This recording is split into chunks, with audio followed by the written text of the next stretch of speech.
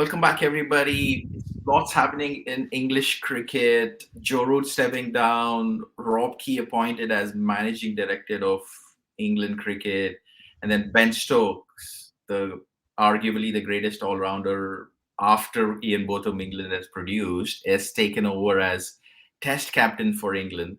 And then, after a lot of names floating around, Baz McCullum becomes the England cricket men's coach. So get some reactions and what does England fraternity think about all these changes and what can we expect? There is a New Zealand cricket tour coming up shortly, first week of June. We got the Gorilla back in cricket. What a player. Tony, welcome back. How are you doing? I'm doing very well, Suman. Delighted to be back. I hope all is going well with you guys. I'll watch out for your videos and stuff. And Yes, so we've far missed you, so I'm glad to be back. so far so good. Yeah, we've been focused a lot on IPL, but it's starting to get a little longer. We will touch upon IPL later on, but Tell me about it. the Finishes at first Christmas, doesn't it? yes.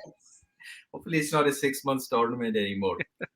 First things first, Joe Root stepping down from England captaincy, which was probably expected and a lot of people wanted it.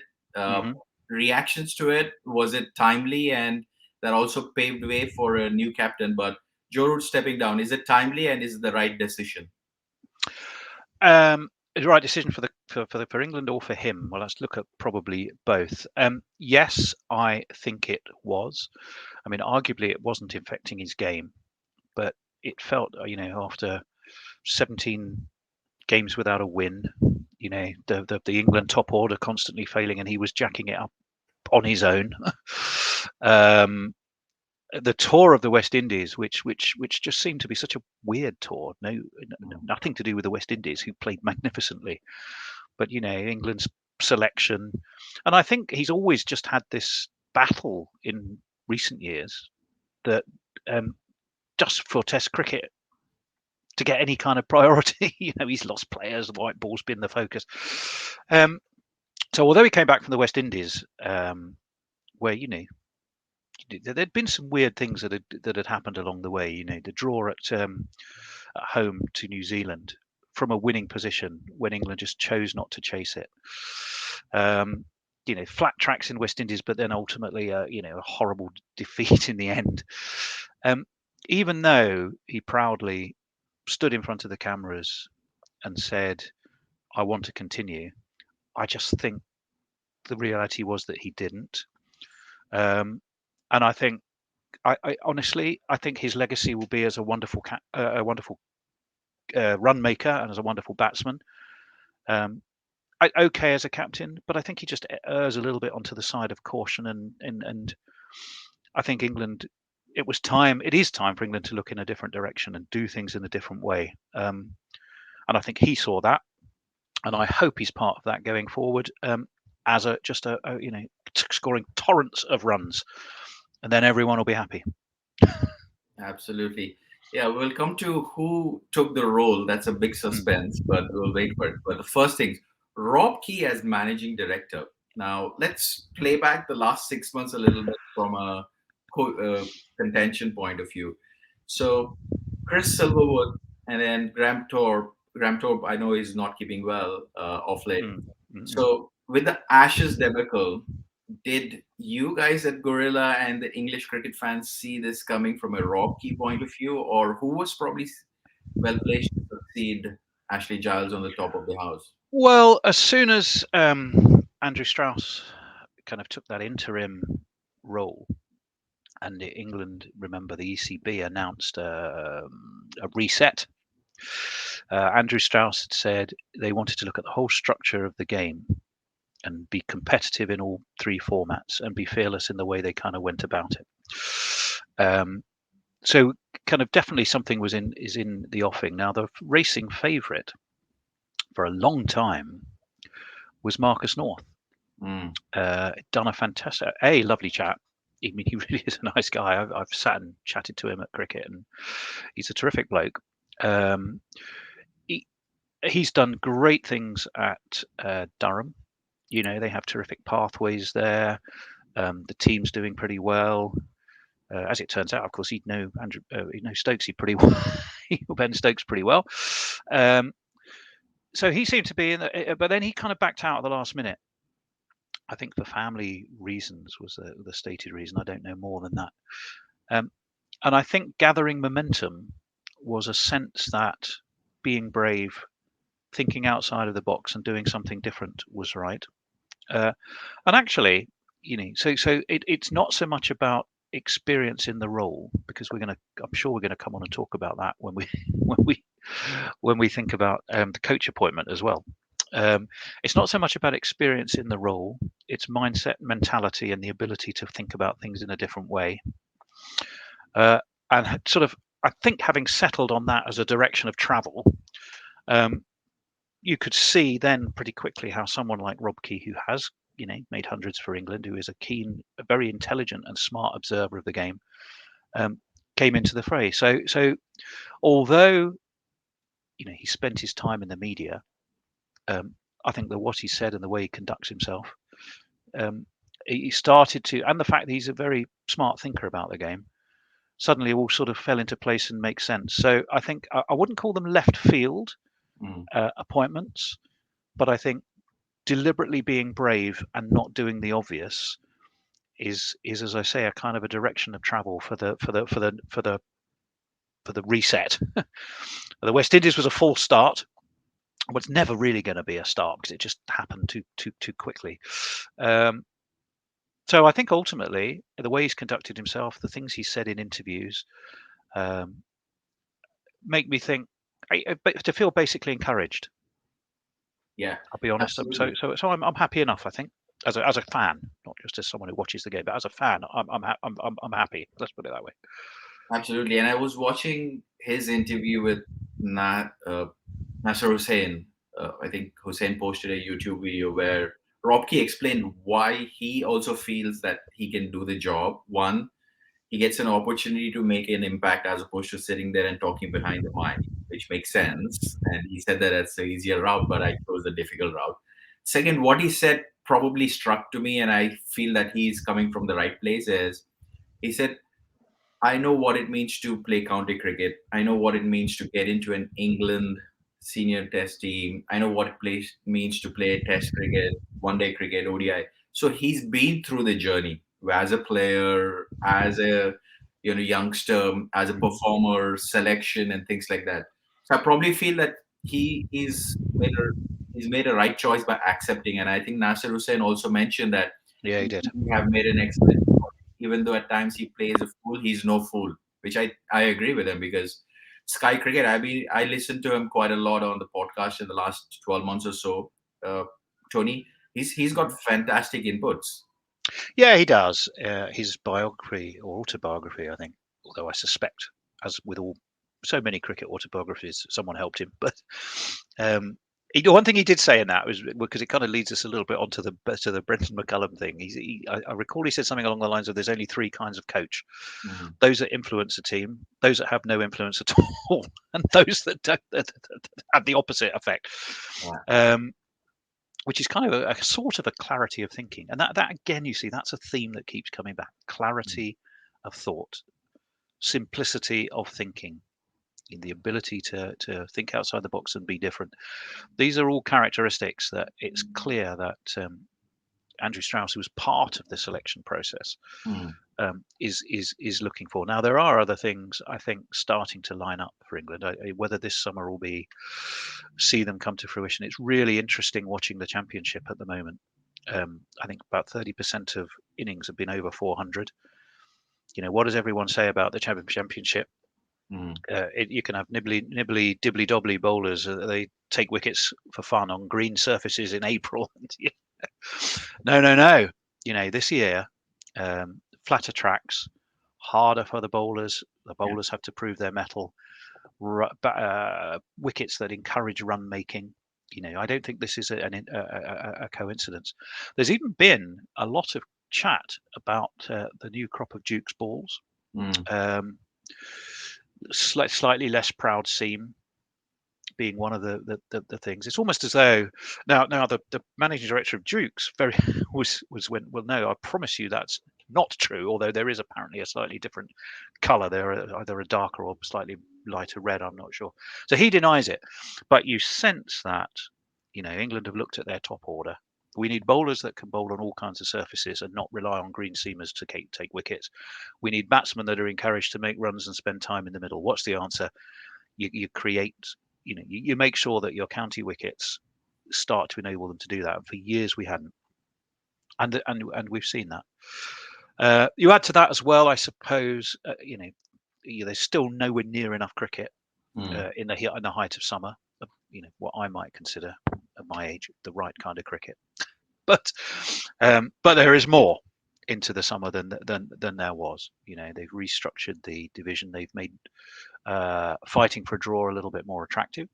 You get more points for that. You've got your two divisions of 10 and 8. So I think, as I say, the direction of travel is a good one. There's still a debate around whether something more sinister or dramatic might happen. Someone is continually poking Kevin Peterson to espouse the franchise route. I, for one, not sure that will happen. I don't think it will. I think the counties, and I've been meeting recently a lot of CEOs of counties. They have an absolute commitment to, redress, I think, some of the issues that the game at that level has faced. Really take on board the responsibility of producing Test cricketers to win cricket matches for England. And to promote the game and broaden the game at the same time, and make it more diverse and more inclusive and all of those kind of things. So it's early days, but I feel the game county upwards is moving in the right direction, and I wish some people would stop digging at it and let them get on with doing it. That's great to Kevin hear Peterson, about. are you listening? Yeah, understandable. But I'm glad you mentioned that county championship point, because that's the root of like English cricket, and that's the root of everything across the world as well. Looking forward for. So I would be surprised if anybody touches that format of it. I mean, in short term, it might bring in revenue, but in long term, it's not going to fetch you cricket players. It's going to fetch you freelancers. Yeah, well, as we know, with no loyalty. Now, don't get me onto the 100, because as you probably know, I'm a huge Middlesex fan. I'm an England fan. I cannot get excited about watching the London Spirit. And anyway, the guys I watched one year for the London Spirit will be a totally different bunch of blokes next year. Yeah, The one good thing I will absolutely go on record, though, as saying that the 100 has done is get more people watching women's cricket, and that has to be a really important and positive thing. So as much as part of me riles against the 100 and it just feels emotionally out of tune with it, I've got to be honest. I will always say this is one aspiration it had, and one aspiration that it is helping to realize. absolutely. Excellent. So one of the key tasks for Rob Key when he took on the role was to look at replacement for Joe Root. And who better than Ben Stokes? Was that a surprise for English fans, or did Stokes want the captaincy to start with? You mean from it's not the Grand National, it's not a field of about 40 candidates. there was like one. So you can kind of go two ways. And actually, we had debated it quite a lot on Guerilla Cricket. And I think somebody wrote a fabulous article. Oh, Al Hodge, my colleague Al Hodge wrote a lovely article about it. Do you pick a captain for more than what they do on the pitch, or do you pick your best 11, and out of those you go, right, who's best to be captain? I'm not going to get into that debate here, but I think they looked at, again, go back to intent, desire to win, big personality, and put that next to the likes of a Rob Key. And as we've said, I know we're going to come on and talk about the New England coach. You can see there a DNA. You can see in that sort of trinity a DNA that is about the way England want to be. Now, there wasn't a lot of choice. The other route you could have gone, you bring back Jos Buttler? Not sure. He's who knows, his Test career may come again, but I think they're looking for specialists in the game, while still allowing for players to play all formats. You could look at a outside of someone who'd never played for England, let alone captains. You bring along a Will Rhodes or a Tom Haines or someone like that. Again, possible, but who was there? The issue with Ben Stokes would be, is he mentally ready and wanting to do it? I think he's ticked every single box in the way he's answered that question. Will his body hold up? Only he knows that. But is he the character fit that England want? Yes.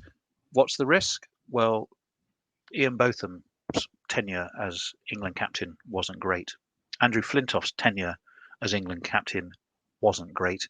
The argument, and you do fear that Ben Stokes will need some management, some counselling, and a kindred spirit to help him see through some of this stuff. Otherwise, you think all of a sudden, if England hit, the first crisis they hit, he'll go, well, I'll go out and open, and I'll open the bowling as well. The next thing, he's off and out injured again.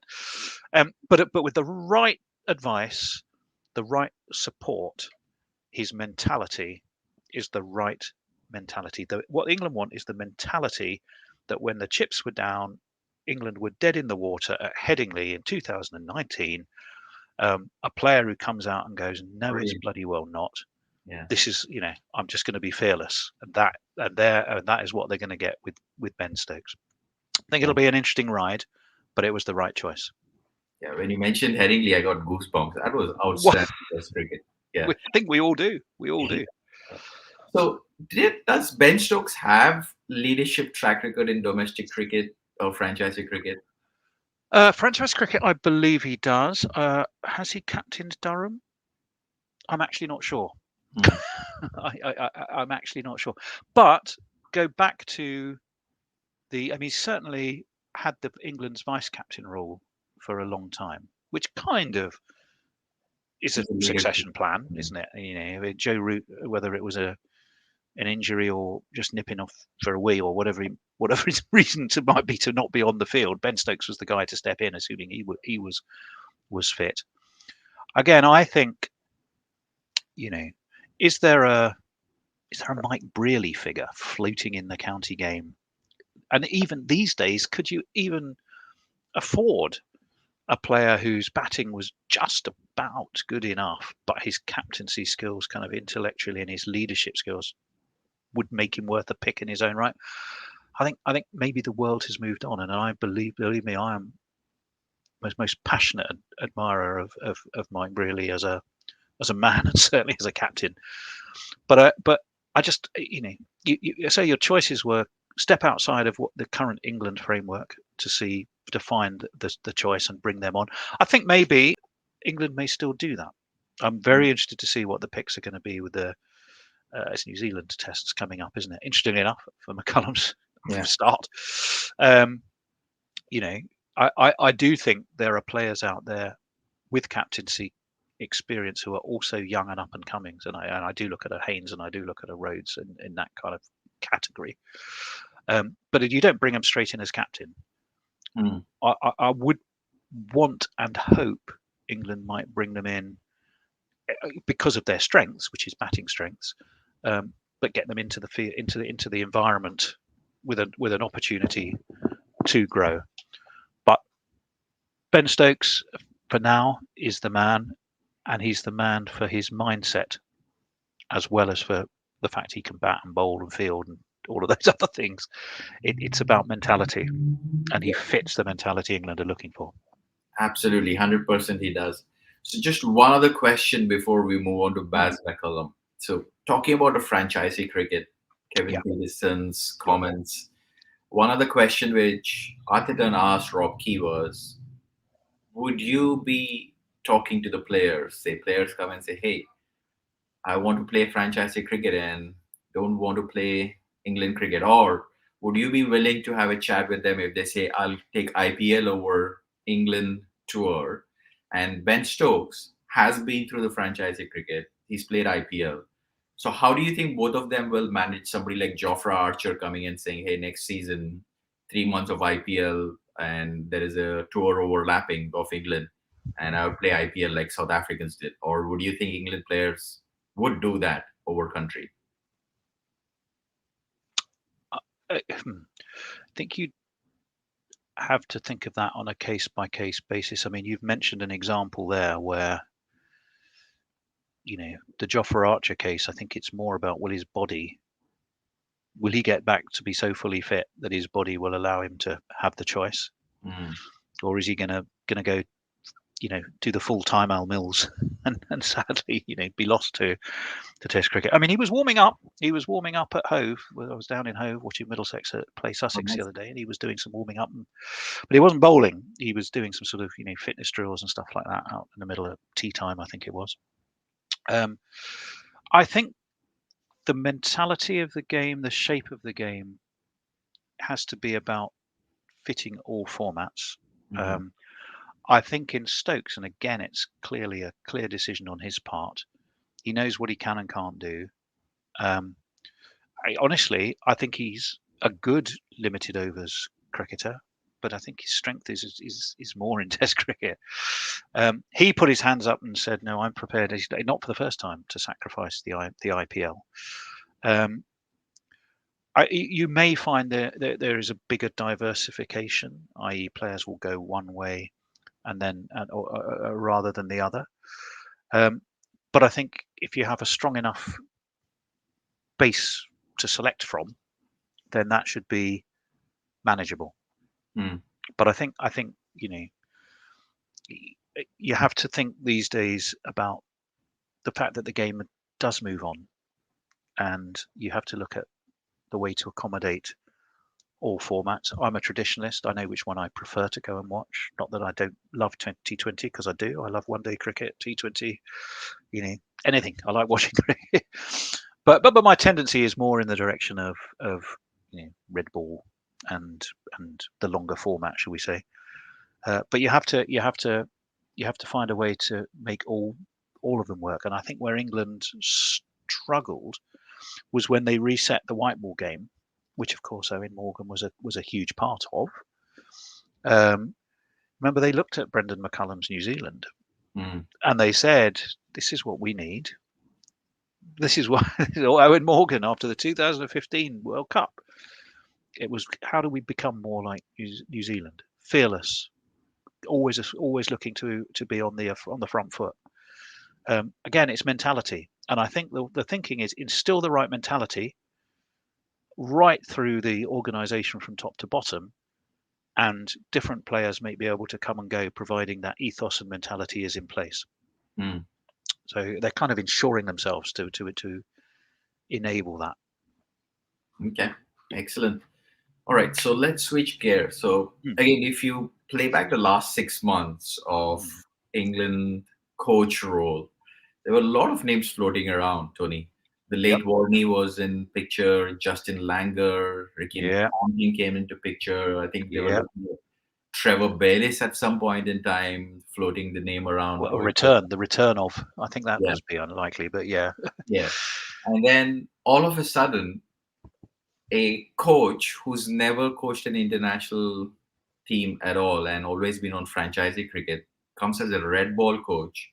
One, was that a surprise? No questions about his intents and capabilities. We all seen what he's capable of, but as a coach capacity. And two, did Ian Morgan have a role in chatting with Andrew Stokes, because they both have a relationship in the past life with KKR? Ian was the captain and McCullum was the coach. So reactions on that appointment?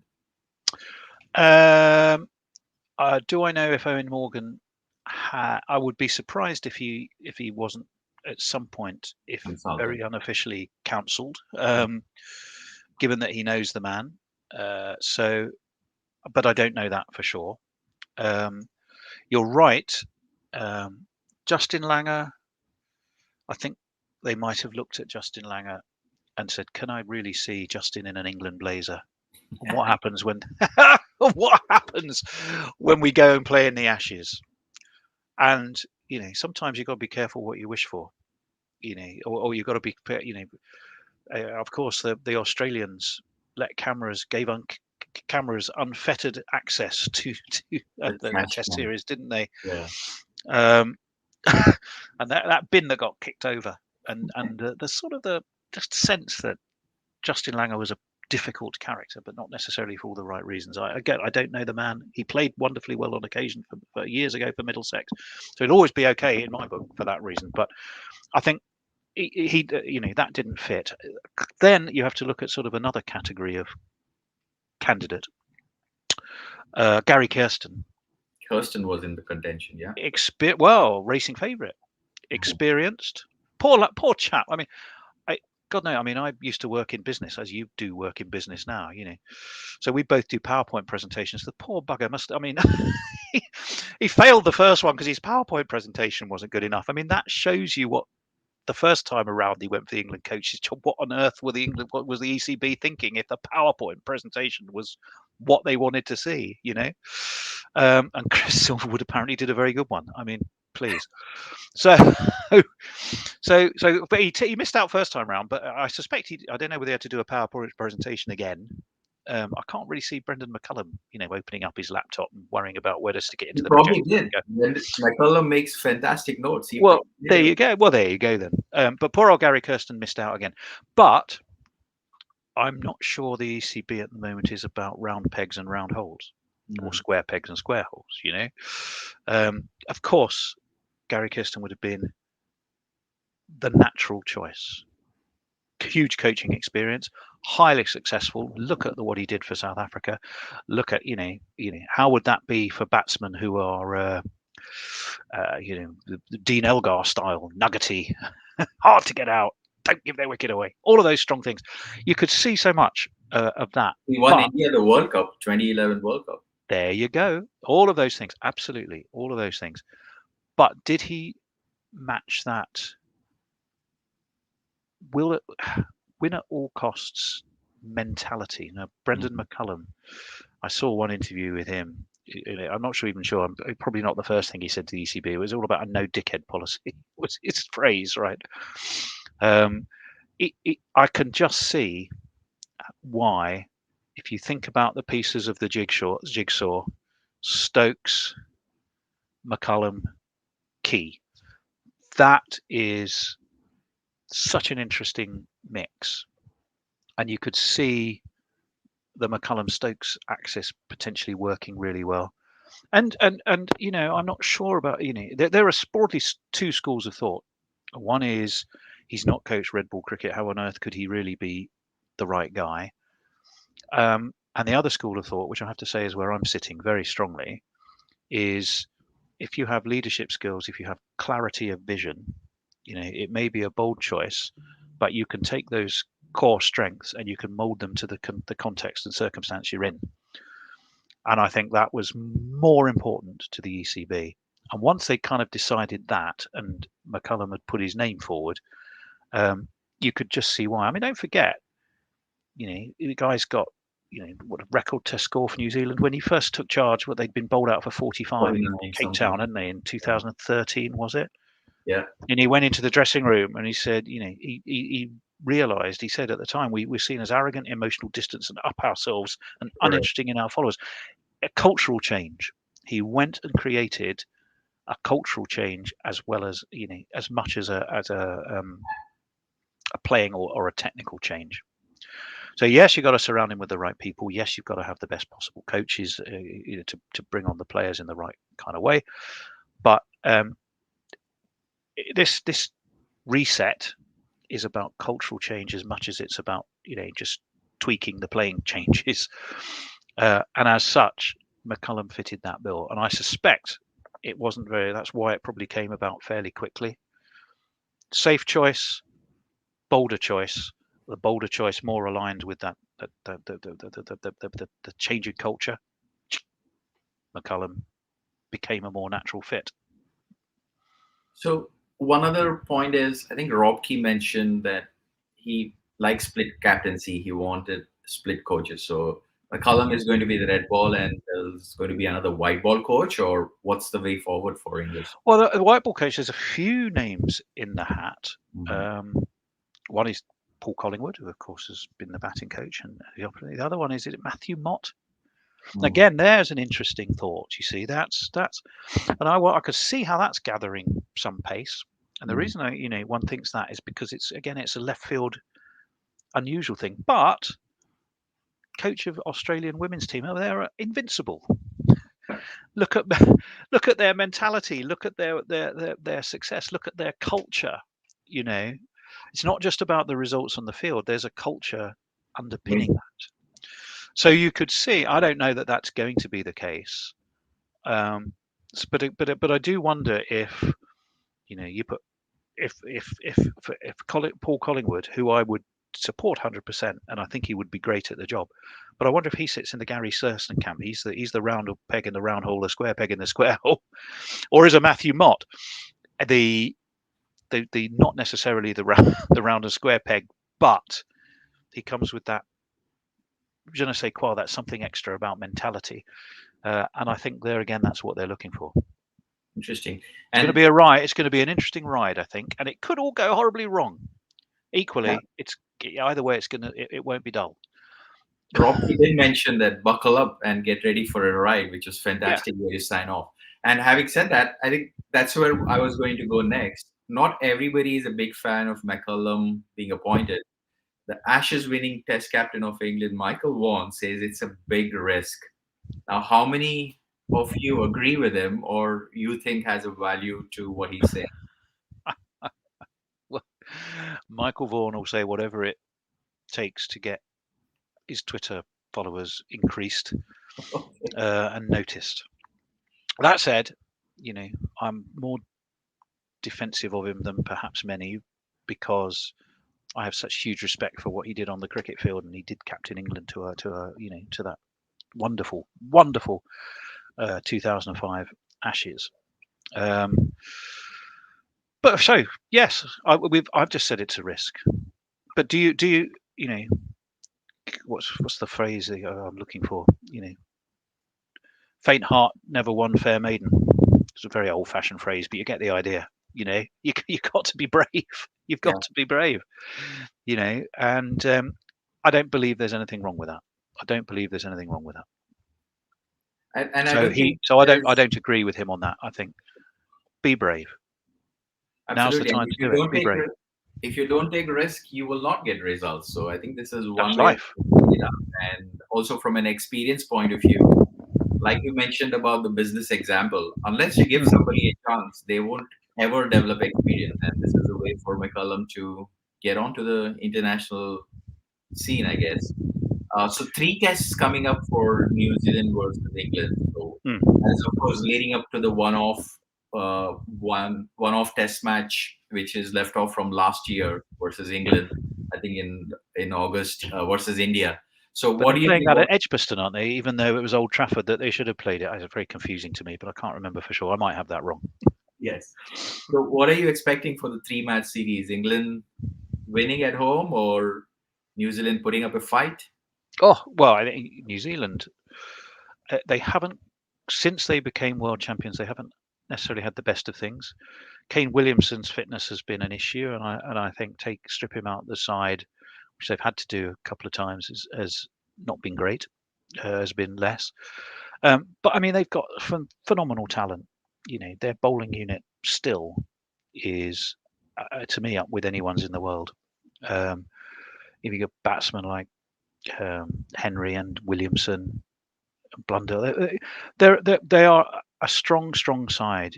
When I started watching cricket years ago, New Zealand were always fun to play, but you'd normally win. Now, absolutely not. So it will be tough for England. But would this New England management, who want to be positive and take a step forward, do they want to line up the softest of targets, or do they want to test themselves? I think it will be close. And you know what? If it ends up as a draw, if England lose but play brilliantly, I'm not sure it will be seen as a disaster. But I don't think we'll have a test at Lords with a chaseable target where Ben Stokes goes, oh no, let's just see it out for a draw, probably safer. So, and I think that's going to be, look not at, for now, get that mentality right, and the results will start to take care of themselves. Yes. Be lovely, and I think England will have a great chance. But if it didn't happen, just look at the way they go about things, and if that progress happens, I think people will be happy. People will be happy. Looking The forward. India one, who knows? Who knows? You never know. I mean, it's a funny one, isn't it? A one-off test, kind of. I think it is a one-off. It doesn't count to last year's series, does it? I think No. you can't. That would be so retrospective as to be nonsense. Um, I don't know. Tests against India are just always fantastic fun, and the other thing is, the old cliche that great on their home wickets don't travel so well. Yeah, if you're making them play first test and basically just off the plane, and it's still a fairly chilly early May, then yeah, maybe they don't fare so well. But don't forget, now they've got a phenomenal pace attack, India. So Oh, they've got a lot of the strengths and more that England have. Again, it will be a fantastic test. It's really, really hard to call. If it was at Ahmedabad or Delhi, you'd back India every stretch of the way. Here, I think I genuinely can't call it, fair enough. but I think that's a good thing. Yeah, absolutely. We want a close contest. Yeah. Excellent. So before we drop, quick IPL predictions. So now the top four are almost confirmed. So who do you think will win the IPL 2022 ever? Is it going to happen this year, or who will win? Well, who's top of the moment? The Titans are, aren't they? In fact, interestingly enough, it's fascinating that the two new franchises Hmm. are leading the way, and some of the big guns. I mean, the Mumbai Indians, crikey, and the Chennai Super Kings, what champions? They're doing a Middlesex. Won the title in 2016, and there is no relegation from the IPL. That's one of its problems, but they're down at the bottom. I think it would be interesting if one of the new boys won it. I think the Rajasthan Royals, if Joss Butler keeps doing those Joss Butlery things, you could never possibly discount them. The RCBs are giving them a good account of themselves. I think if I look at the top four as it currently is, I'd be surprised if the winners didn't come from that top four as it currently sits. Makes sense. Pick any one from those, but certainly, one wouldn't bet against the Gujarat Titans. Isn't it the Gujarat Titans who kind of? Where's Faf? No, Faf's at That's RCB. RCB. Who's captaining the Titans then? Hardik Pandya. Yeah, there you go. So, yeah, if I had to put money on it, knowing it's not my specialist subject of expertise, I'd probably expect Titans to be close favourites. Excellent. Yeah, nobody gave them a choice on the auction table, but now look at it. They are almost with the 10 wins, which is fantastic. Tony, thanks for making time on a Saturday. I know you had personal commitments, but I really, really appreciate it. This was fantastic. And we will get this out. For folks who are watching, drop us a comment. Tell us your reactions about all the three appointments of England and anything else you would like to see on our content. Tony, to all the gorillas, thanks for joining us. And we'll see you next time in another episode. Thanks and have a Suman, wonderful day. a pleasure as ever. Always Thank you great to very catch much. up with you, mate. Take care. Cheers Bye. now. Bye.